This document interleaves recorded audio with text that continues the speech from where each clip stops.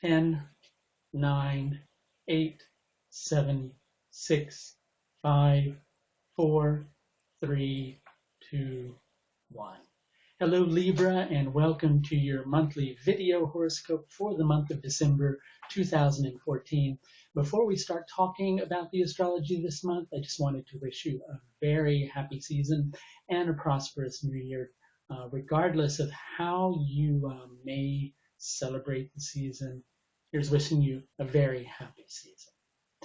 Also, before we begin to talk about the astrology, I guess we're talking about the astrology already when we're talking about this.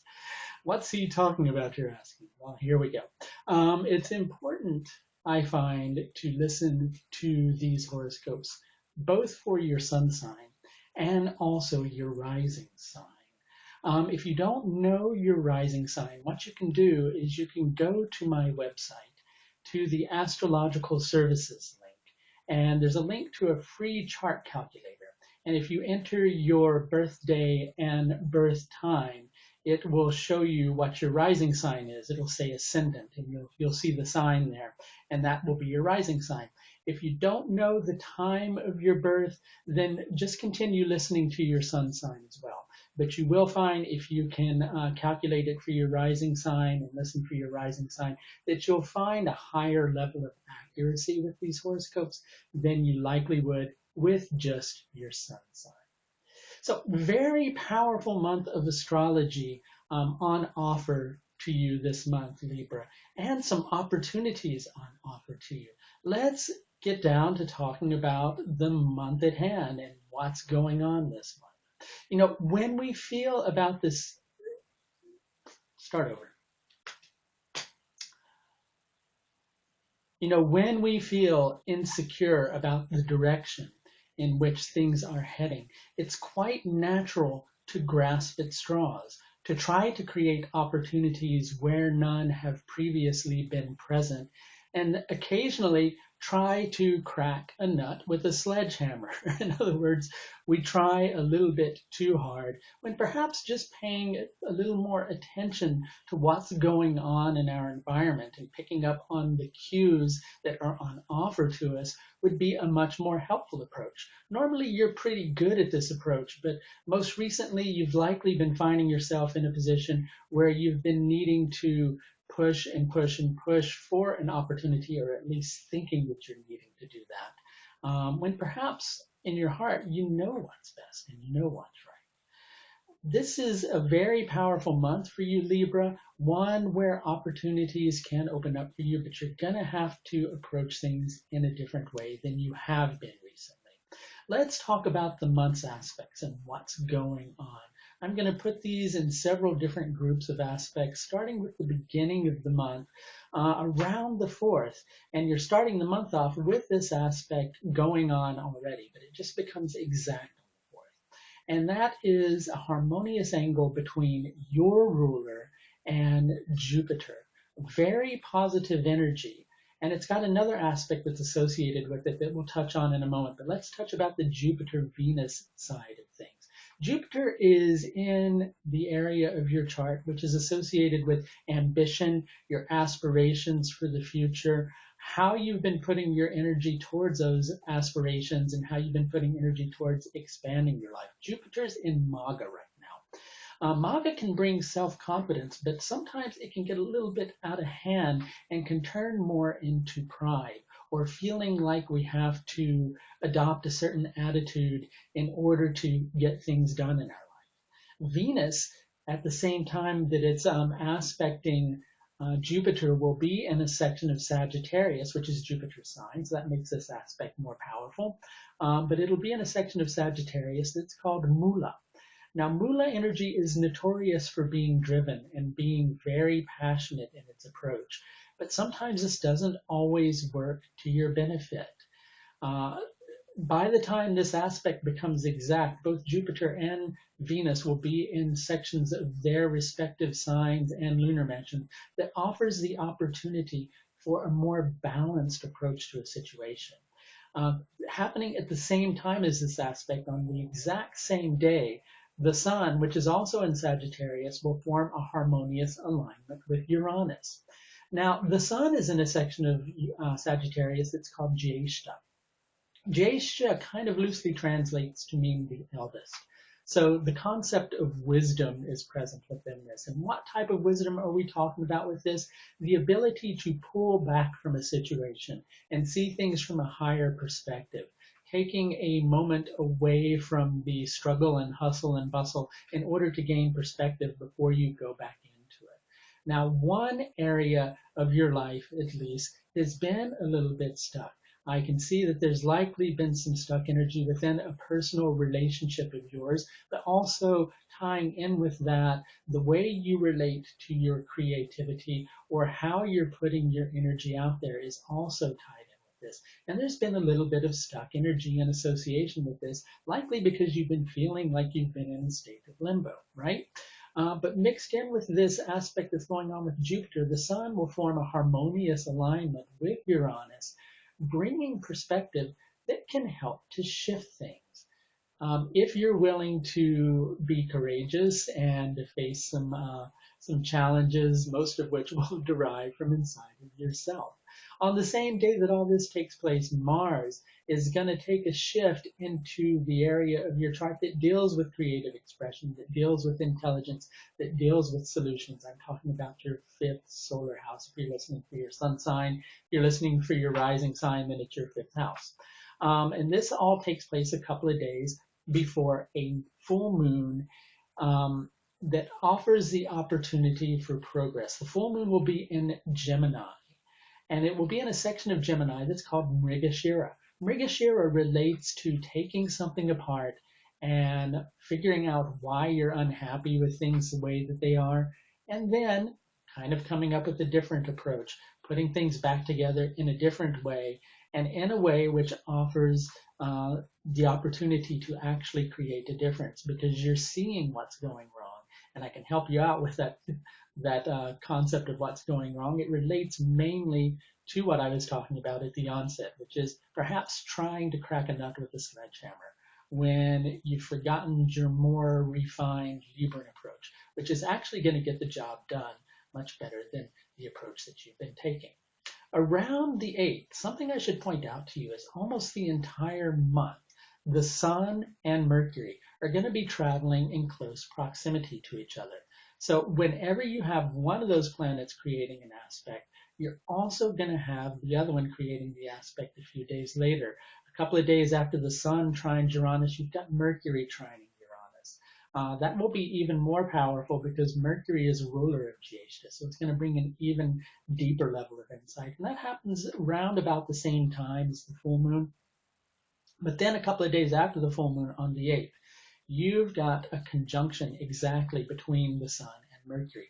This takes place at the same time that Jupiter is practically sitting still in the sky. If you can look up in the night sky, dependent on where you are, that will determine whether it's actually visible at night. But if you see something that's very bright in the sky, there's a very good chance that that's Jupiter, because when Jupiter's retrograde, its light is very, very bright. All planets become brighter when they're retrograde. But Jupiter will be stationing. Jupiter deals with expansion, it deals with wisdom, it deals with integration, and it deals with our search for meaning. All very positive things. And when Jupiter stations, it creates an energy that's very receptive to understanding. So the Sun will conjunct Mercury, bringing a higher level of insight. And Jupiter will also give the capacity for this insight to be integrated at an even higher level than would otherwise be possible. You just have to put on your thinking cap, but not, I think the analogy I'm looking for is to think smarter rather than harder. And something is on offer to you that will begin to show you what you need to do in more vivid detail in order to shift the path ahead. On the 10th, you've got Venus moving in to your 4th house. This is going to make you feel a little more secure, a little more stable. And as Venus is transiting through Capricorn, it's eventually going to end up in its own lunar mansion, which is called Purva Ashadha. Purva Ashadha is a very natural, vivifying energy. If we're approaching something in an egotistical manner, it's going to peel away those layers of ego, but it also brings the opportunity to attract to yourself the things that you need to attract to yourself in order to prosper and to grow. And Venus over the course of the month is going to begin to make you feel a little more secure and stable. It may make you face a few things along the way because over the course of that transit, it's also going to conjunct Pluto. And Pluto will leave no stone unturned when it comes to that. In addition to that, it's going to be forming a conjunction with Pluto at the same time that Pluto is forming a tense angle with Uranus. We're going to get to that in a moment. But before that happens, you've got the Sun forming a harmonious angle with Jupiter. The Sun is also going to be in the section of the sky that Venus was in. So you're going to begin to see even more deeply how the previous approach was not the best approach. Don't blame yourself. Don't play the blame game. Keep your eyes open. Keep the hard work and dedication up, but just approach it in a different manner. That's what this aspect is trying to show you. At the same time that that happens, Venus will be forming a harmonious alignment with Neptune. One that is likely going to bring a little bit of drama back to the surface, but you have an opportunity to respond to this drama in a different manner because by that time, Venus will be in Purva Ashadha. Take the more natural, refined approach. Take the high road in all instances, but especially this instance. On the 15th, since 2011, Uranus and Pluto have been involved in a very tense interaction with each other. They've been forming an angle of 90 degrees with each other, which tends to create tension. That tension, after it applies, brings opportunity upon its release. And this has been taking place off and on since 2011. And it's going to become exact again on the 15th of this month. Then it'll separate for a while until March of next year when it will become exact once again. And then this energy will not be present anymore for quite a long time, probably not for the rest of your lifetime. So talking a little bit further about that, Pluto will be in your 4th house. It's going to make you confront some of your insecurities, some of the things that you are most afraid of.